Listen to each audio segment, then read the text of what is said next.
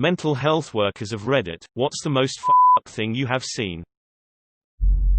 I worked in a psychiatric medical institute for children. One girl, 13, had been pimped out by her mother and abused by several men. One night at bedtime routines, she hadn't come out of the shower yet and had locked herself in. When she finally opened the door, she had bit into her hand, and her veins and tendons were showing. She kept moving her hand to watch them move. Craziest thing was that once she was transported to the hospital, her mother made jokes about how her daughter just wanted to see what it tasted like. This girl basically turned into a celebrity around the campus because all the other children thought she was edgy for what she had done.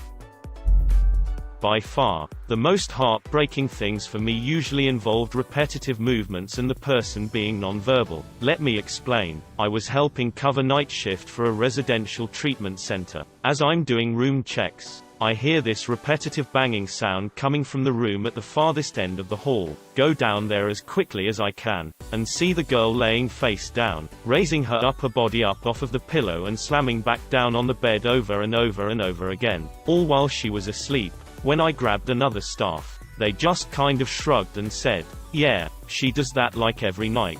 It's sad, isn't it? Turns out it's a thing called RMD, and can sometimes happen in kids for a variety of reasons, but hers was definitely mental health and trauma related. Also, had another teenage girl get brought in right after a guy had picked her up, gotten her high on bath salts, and assaulted her. I saw her sitting in a chair, completely nonverbal with an absolute blank expression on her face, bruises and cuts on her neck and legs, just rocking back and forth and twisting and pulling her hair to the point it was all just a giant knot. I can handle screaming, sobbing, fighting, all of that. But when you see someone who is completely non-responsive just doing the same movements over and over again, you feel completely at a loss. Not a mental health worker but a camp counselor at a camp for underprivileged kids. We had a camper who had blind rage. He would be completely normal then randomly would snap. The very last day of camp, he was just waiting in line for something when someone threw a rock and it hit the kid who had blind rage directly in the eye, causing him to bleed from his eye. I have never heard a worse scream in my entire life. He then starts running towards the kid who hit him in the eye. It took 4 staff to get this 10-year-old to not another kid. As a psychologist, I sometimes pick up hours at local clinics. Weekends mostly. I specialize in children and family issues. A family came in randomly with their 5-year-old son. He had not spoken in a month. Not a word. A month ago, this poor child watched as his 6-year-old brother drowned in the family pool. The parents were unaware that both kids had gone outside. Unbelievable trauma. The 5-year-old had a 1,000-yard stare. Parents were crushed. Had a patient when I was in my psychiatry rotation in medical school who had said that he had 2 people when he was in a gang 15 years ago and was now hearing the voice of God telling to hurt himself as punishment. He kept darting his eyes around the room. Definitely creeped me out during the patient interview.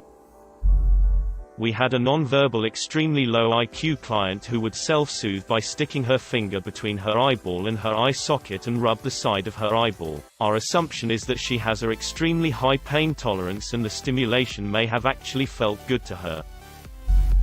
I'm not a mental health worker myself, but I do remember one girl I saw while I was put in a psych ward about a year ago or so. In the place I stayed in particular, most of us were there because of self-harm and suicidal tendencies. However, there was one little girl who was somewhere between 8 and 10, who was very different. I was in there a whole 3 days, and every day she would have screaming, thrashing, punching panic attacks to the point where she would have to actually be given shots to force her to sleep. She was a nuisance, as she was violent and would hit people, as well as being mostly mute. But at the same time, I felt bad for her. It takes a lot to make someone, especially at her age, completely lose grip with reality like that. I don't know the full story, or even if this is true, but apparently both of her parents had died. I don't know how, but I know that she had been abused badly by whoever she was living with. She didn't have friends, and I doubt she had been to school for a while, seeing as she had been in the ward for a long time. I think about that a lot. I hope she's living a better life.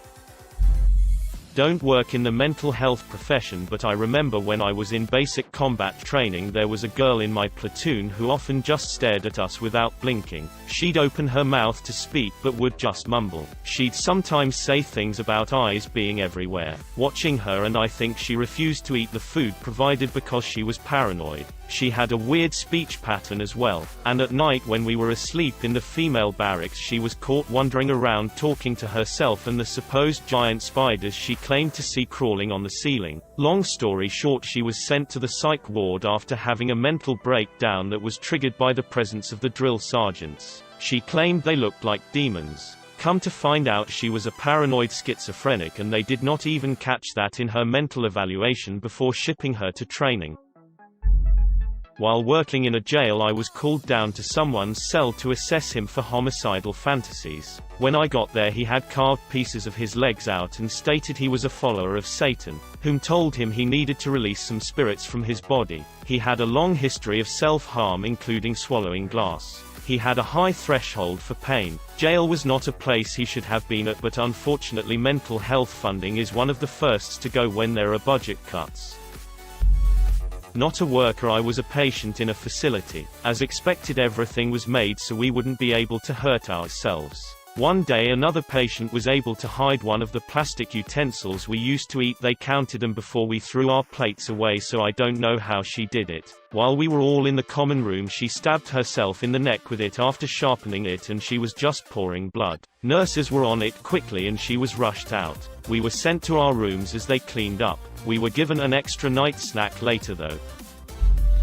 Let me lighten the mood a bit. I was a case manager at a mental health center. I'm in my office and hear a client down the hall, his counselor's office. Nothing he is saying makes sense. Word salad. He ends up getting shipped to the state hospital. A couple days later he's being discharged and my boss has me go pick him up. I pick him and we're talking on the drive. Man, I should have kept my mouth shut. I knew when I started talking I was in trouble.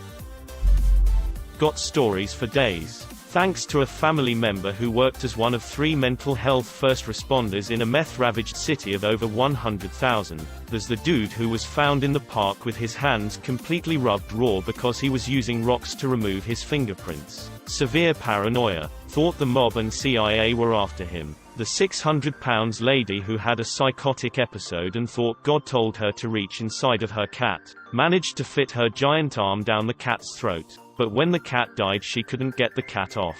Someone called the police because of the sound of someone shoving their arm down a live cat. Blood everywhere and deep scratches. She apparently got her arm in there down to about the elbow. My family member showed up after the cat was removed from her arm, but heard about the scene from more than one officer. He then had to interview this woman after she did that. Crazy stuff. I have many more similar stories, but I'm running late for work. If anyone's interested I can share a few more.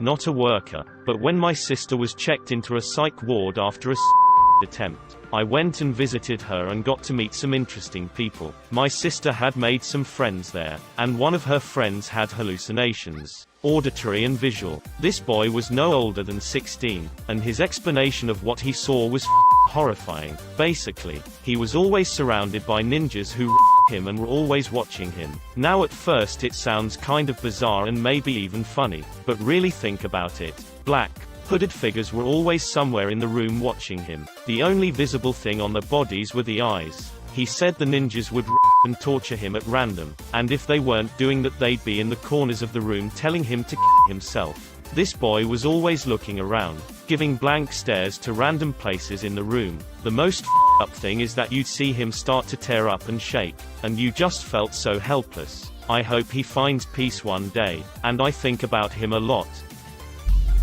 I work in the forensic side of mental health. Where do I begin? PT was drunk and was physically assaulted by her boyfriend. Upon arriving at the hospital is hysterical and tells nurse she was assaulted in the back of the ambulance. Medic denies it. During the investigation both are asked to take lie detector tests. He passes. She fails and tries to commit saying the police have been horrible to her and accused her of lying for attention. She now has brain damage. DNA results come back. She was telling the truth. Young guy in his early 20s. Found guilty of raping several children from infancy to 10 years old. Admitted that he starting molesting kids when he was a teenager. Admitted to bestiality. He purposely chose infants or disabled kids because they couldn't tell on him. He had journals where he talked about his crimes and drew cartoons of his assaults. He also wrote about his future plans for assaulting more children and invented torture devices he wanted to build. He had plans and diagrams where he was planning on surgically removing his own penis. This guy was a Hannibal Lecter in the making.